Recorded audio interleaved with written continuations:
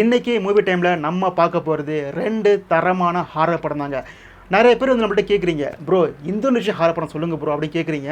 நம்ம ஏற்கனவே நிறைய இந்தோனேஷியன் ஹாரர் படம்லாம் சொல்லிகிட்டு இருக்கிறோம். நீங்கள் வந்து நம்ம பேஜை ஃபாலோ பண்ணிங்கன்னா உங்களுக்கு தெரிஞ்சிருக்கும். நம்ம ஏற்கனவே நிறைய படம் சொல்லிகிட்டு இருக்கோம் ஹாரர் படம்லாம். இருந்தாலும் பார்த்தீங்கன்னா புதுசாக நான் வந்து இந்தோனேஷியன் ஹாரர் படம் நீங்கள் கேட்குற மாதிரி வந்து நான் கொண்டு வந்து கொட்டுறேன். ஓகேங்களா? அதுக்கு பார்த்தீங்கன்னா நீங்கள் நம்ம பேஜை ஃபாலோ பண்ணிங்க. ஃபாலோ பண்ணால் தான் நான் போடுற வீடியோக்கள் தொடர்ந்து கல்ல கூட நீங்கள் வந்து எல்லா படத்தையும் பார்த்து என்ஜாய் பண்ணலாம். இன்றைக்கி நான் சொல்ல போகிறது 2 ஹாரர் படம். அதில் ஒன்று நீங்கள் கேட்ட இந்தோனேஷியன் ஹாரர் படம், இன்னொன்று ஹாலிவுட்டில் வந்த ஹாரர் படம். ஃபஸ்ட்டு நம்ம பார்க்க போகிறது பார்த்தீங்கன்னா இந்தோனேஷியன் ஹாரர் படம் தாங்க. இந்த படத்தோட பேர் என்ன அப்படின்னு கேட்டிங்கன்னா த ஹண்டட் அபார்ட்மெண்ட் மிஸ் கே.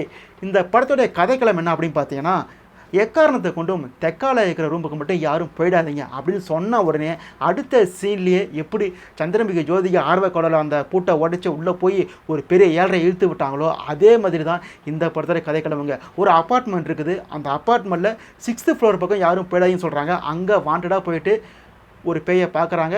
அந்த பேயை பார்த்த உடனே அவங்க அங்கே செத்து போயிடுறாங்க. ஓகேங்களா? அதே மாதிரி தான் அந்த சீனை ஃபஸ்ட்லேயே காட்டுறாங்க.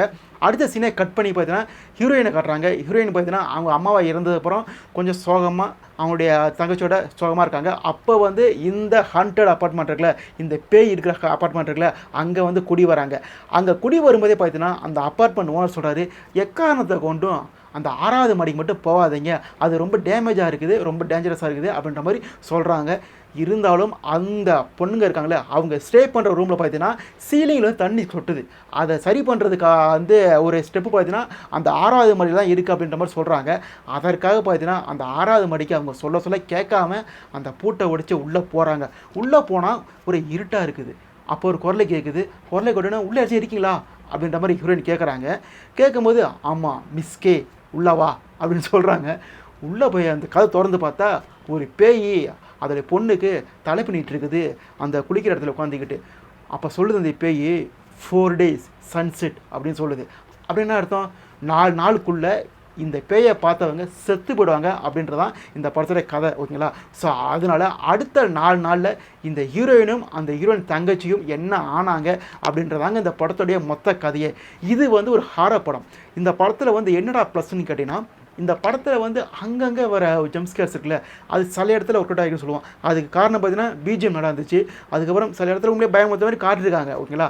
அதுக்கப்புறம் லாஸ்ட்டில் வர ஒரு 30 minutes பார்த்தீங்கன்னா ரொம்ப சூப்பராக இருந்துச்சுங்க.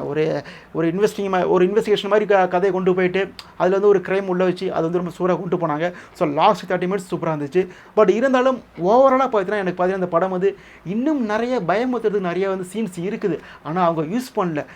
பேய் வந்து மாஸ்க் போட்டுட்டு பரதநாட்டியெல்லாம் ஆடிட்டு இருக்குது ஸ்விம்மிங் பூல் பக்கத்தில். ஸோ அதெல்லாம் வந்து கட் பண்ணிவிட்டு இன்னும் வந்து மிரட்டி விட்டுருக்கலாம். ஸோ அதுதான் வந்து கொஞ்சம் பிரச்சனை. பட் இருந்தாலும் பார்த்தீங்கன்னா ஓவராலாக பார்க்கும்போது ஒரு ஆவரேஜ் டீசெண்டான பேய் படம் தான். டைம் பாஸ் ஆகிறதுக்கு ஒரு ஒர்த்தான படம் தான்.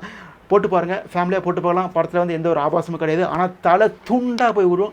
அதுமாதிரி சீன்ஸ் நிறையா இருக்குது, நோட் பண்ணிக்கிங்க. இந்த படம் வந்து நெட்ஃப்ளிக்ஸில் இருக்குது, தமிழில் கிடையாது, இங்கிலீஷில் சப்டைட்டில்ஸ் இருக்குது. ஓகேங்களா? ஸோ அடுத்து இந்த லிஸ்ட்டில் வந்து பார்க்க போகிற படம் என்ன அப்படின்னு கேட்டிங்கன்னா த ரிச்சுவல். இந்த படத்தோட கதை என்ன அப்படின்னு கேட்டிங்கன்னா, ஃப்ரெண்ட்ஸ்லாம் இருக்காங்க. ஃப்ரெண்ட்ஸில் ஒரு ஃப்ரெண்டு செத்து போயிடுறாரு. அவருக்கு வந்து நினைவு சத்திரத்தை பார்த்தீங்கன்னா ஒரு பெரிய மலை. அந்த மலைக்கு போயிட்டு அங்கே கல்லெல்லாம் முட்டை குமிச்சு வச்சு அந்த ஃப்ரெண்டோடைய ஃபோட்டோ வச்சு அவங்க குடிக்கிற சரக்கை எல்லோரும் குடித்து அந்த சரக்கை அந்த ஃபோட்டோ மேலே ஊற்றி வச்சுட்டு திரும்பி ரிட்டன் வராங்க. அதை நினைவஞ்சலியா செலுத்தி ரிட்டன் வரும்போது ஒரு பெரிய காடு இருக்குது. அந்த காடை கிராஸ் பண்ணி போகலாம் அப்படின்ற மாதிரி அந்த ஃப்ரெண்ட்குள்ளே தான் சொல்கிறான். ட்ரெக்கிங் மாதிரி ஜாலியாக ஒரு ஃபீல் ஆகும் அப்படின்ற மாதிரி சொல்கிறான். 4 பேரும் அந்த காட்டுக்குள்ளே போகிறாங்க. போனதுக்கப்புறம் அவங்களுக்கு நடக்கிற சம்பவங்கள் தான் இந்த படத்துடைய மொத்த கதையே. இது வந்து ஒரு தரமான சம்பவங்க. இது உள்ள பேய் இருக்குதா, மனுஷங்க யாராச்சும் இருக்காங்களா அப்படின்ற மாதிரி வந்து கதையை கொண்டு போனது ரொம்ப சூப்பராக இருந்துச்சு. பிஜிஎம் மிரட்டி விட்டாங்க.